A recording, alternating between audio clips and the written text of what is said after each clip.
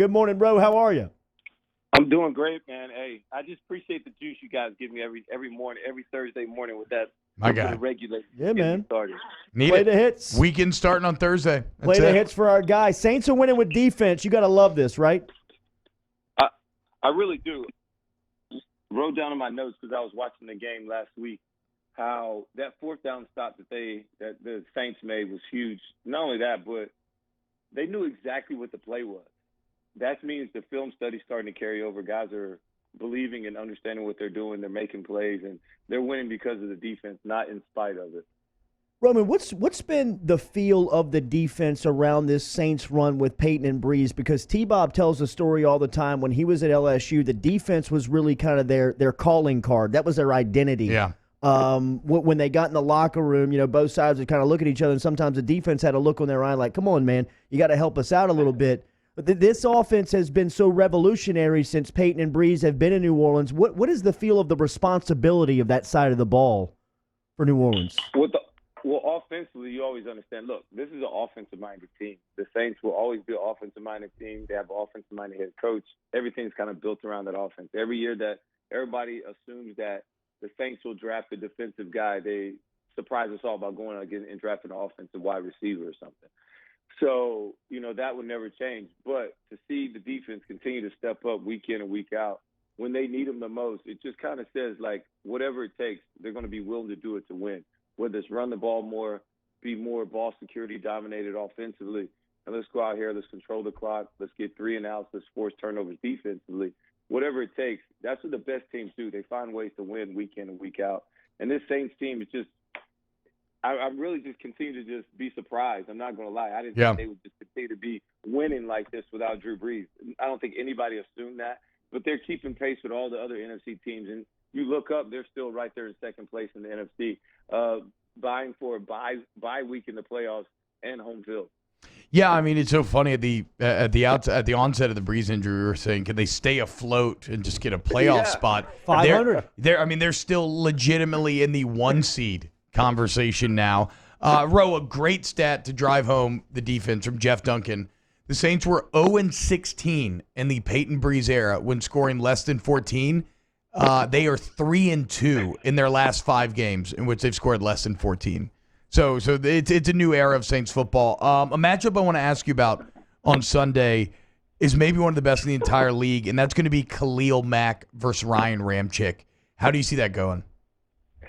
It's going to be huge. Let's go back here because let's say what it is. All right, they're 3-0 under the Teddy Bridgewater era of scoring less than 12 points or 14 points. All right, let's give Teddy a little bit of credit. Whatever it takes, the team is all in together. So let's just call it what it is. It's the Teddy Bridgewater era. It's not a St. John. It's a different day. But I look forward to it. Look, Khalil Mack is the best pass rusher in the NFL. Ryan Ramczyk's probably the best right tackle in the NFL going on right now. So you look at it, not only that, but they're going to move Khalil Mack around. They got to have a game plan. Sean's going to make sure they're chipping. They're going to be aware of where he is, where he lines up. The absence of Akeem Hicks is going to be a big loss for the Chicago Bears. Yeah. He's a really big run stopper, can get after the pass rusher too. He can be just a problem in the middle of your offense if you don't secure that. And so understanding that, but I think I know Sean, his mindset, what's going to go into this is, look, this game is going to be the battle of which defense is going to force the most turnovers, and it's going to be a field position battle, very low scoring, and it doesn't matter how ugly you win it. You just want to go on the road, get a tough win in a tough environment, and get out of there. Chicago kind of has not found their complete identity this year, so I think they're coming in right on the right time. I know they had a bye week. They're trying to reschedule some things. I know Trubisky's maybe going to play. But if Chicago does not force turnovers defensively, they cannot win ball games consistently. Yeah. They just don't do it. So as long Sean Payton's going to be in that meeting really harping on it all week how, hey, look, a punt is better than a turnover this week. A punt is not bad because you flip the field position, you put it on Thomas Morstead, Justin Hardy, and those guys on special teams. They'll tackle them down, and now we got field position game. Talking to Roman Harper, Saints legend, here on Off the Bench, 105, 100.3, 94.7 ESPN. Ro, I can't remember exactly if it was last week or the week before, but Erik McCoy, the rookie center, graded out as the best center in the entire NFL on Pro Football Focus's grades. Can you maybe give us some context into what it's like being a rookie at that position and having the success that McCoy is having? Well, I think the biggest thing is just, first of all, we got to get the snap right every time. Yep. That's going to help your grade, all right? And then from there, you're going to understand mic-in protection. So which guy's going to have 5 versus 4 on one side or the other. Understanding that, the blitz pickups, you got to really get everybody on the same page, commanding the huddle, all those little things like that. I'm sure they're not going to put too much on him because he is a rookie. But anytime you grade out as a high grade, that's a really good thing. That's also, you got to give credit to your guards that are right beside you because it's not the center most often does not get a one-on-one. Get a lot of help. He gets a lot of help, and he's helping others as well. So that's what it's all about, and also being able to get to that second line, that second level, that third level, getting blocks downfield, whether it's screens, runs, zone plays, things like that. That is what you look for in a center. Whether he's athletic, you don't have to be as big as a guard or a tackle, but I do want you to be able to move, get to that second level, and get guys shedding blocks and getting guys on the ground, whether it's cutting them or whatever you got to do. That's what makes a really great center. That's why they drafted this guy. Let's not sugarcoat it. Yeah. They found they had a weakness whenever oh my God, Unger retired. Yeah, when Max Unger retired, they had to fill a void, and they went out there and they picked him in the second round and said, hey, he was going to be our day one starter. If he wasn't a day one starter, everybody knew what was going to happen. The Hemp Doctor online at thehempdoctor.com. You can find the CBDs there, organic, no harsh chemicals, 100% money back online at thehempdoctor.com. And El Rio Grande Mexican Restaurant, 57 years in business today. Celebrate with a Harperita over there on Airline Highway. Saints seem like they've got 2 shutdown cornerbacks right now. What do you make of the secondary? I love what they're doing. Not only that, but they're playing man-to-man, and everybody knows it, and they're still making plays. We're still mixing up some zones, doing some other things. But, look, this Jaguars offense, everybody knew they were going to have to run the ball to be successful. And the Saints came in there. They've still been very dominant against the run, stopping some guys. They're not allowing that to do it.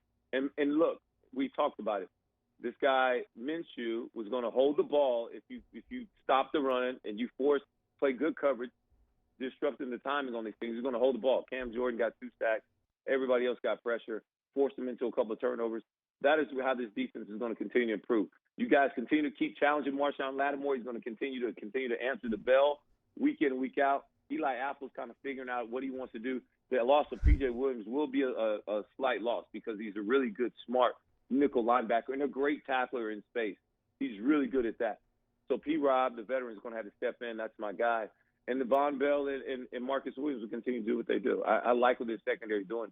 Not only that, but the Gardner-Johnson kid is stepping in and making some plays, getting his name called. Yep. That's what you really like is that we got guys and we're building depth throughout the season. So if guys, when injuries do happen, because they will, you got guys that are willing to step in and fill places. You don't see that void or that loss. Hell of a one-on-one tackle in the open field for Gardner-Johnson on Leonard Fournette. I mean, to see the rookie come up and make that play on Fournette running downhill was a pretty positive sign. Gardner-Johnson was in on the pressure at the end of the Cowboys game where he gets a big hit on Dak, forces throw, but does not get the penalty to extend that game. Ro, you played – how old was Cam Jordan when you played with him? What year in the league? He was rookie to the first 3 years. Okay, and it was interesting because as fans are wont to do, a lot of people were ready to write him off after like years 1 and 2. Inside that locker room, did you ever see Cam Jordan becoming the just dominant force that he has made himself into today? Well, yes. So Cam came in, he was just a run-stopping fool. That was just what he did, right? Coming from a 3-4-5 technique out in Cal where he played, it was a good adjustment because he had Rob Ryan his rookie year. Cam had all kinds of time in hitting the quarterback. He just did not tackle the quarterback. I remember specifically he hit Cam Newton one time and pushed him like Cam was going to fall down. Cam is just as bigger than he is. We were like, Cam, what are you doing? He's like, I don't know, bro. I don't know. He was panicking. He was all over the place. And all of a sudden, by year 2, he started converting those pressures into sacks. And now he started, next Cam and Junior Gillette were getting all these big plays. We're like, Cam, you got to start doing some things to market yourself. That's where he got the levels type thing where he continues to stack more and more. That was the beginning of that. And now you look at him now, he's one of the best defensive ends in all of the NFL. And talent was never an issue. The guy was born with talent. He's built for this. He understands who he is. He's a constant professional. He's always having fun. He's a kid and keeps it loose. So these are the guys that you love to have in your locker room. Yeah. You love but he understands what it takes to win and what it takes to work. And because he was with us guys that were in the Super Bowl, so he picked up the little nuances from us that kind of separates yourself. You look at Cam work on practice, and when he's running, I mean, this guy can run like a deer. He runs all day long, running sprints. He can outlast and outwork guys. That's why you don't have to sub him in like you have to do every other defense in, because he's in such superior shape. So those are the things that really separate Cam. And you look at a young guy like Davenport, who's going to continue to grow and continue to just go on the upswing. And you want the little things that Cam went through in his career to kind of rub off on this guy and kind of show him the ropes of what it takes to be a successful defensive end in the NFL. Send the memo to Kyle Allen. The Saints are trying to run away with the NFC South, man. Tell your guy to chill. Hey, look, man, this guy Kyle Allen, you know what? Everybody wants to give Kyle Allen all the credit, but the rest of the team is playing really well. Like, everybody's playing better around him. Norv Turner's calling better games. The defense is forcing turnovers, which is what they didn't do the first two games, and they lost them. You know, they're playing better as a whole. I think Ron Rivera's done a great job of really rallying the troops, getting everybody in, and don't listen to the outside noise. It's really everything that's going on in this building and focusing on that. I've enjoyed it. I love competition. It makes it really good. Everybody in Charlotte's happy where I'm at, so nobody's killing themselves out here. New Orleans is doing great. I'm happy. LSU's winning. Congrats on the big win. Yes. Yeah. We're still rolling. Oh, yeah. I mean, 1v2, baby. Good. Yes. Life is good. Life is good, Ro. Every Thursday, El Rio Grande and the Hemp Doctor. Have a good weekend. We'll talk next week.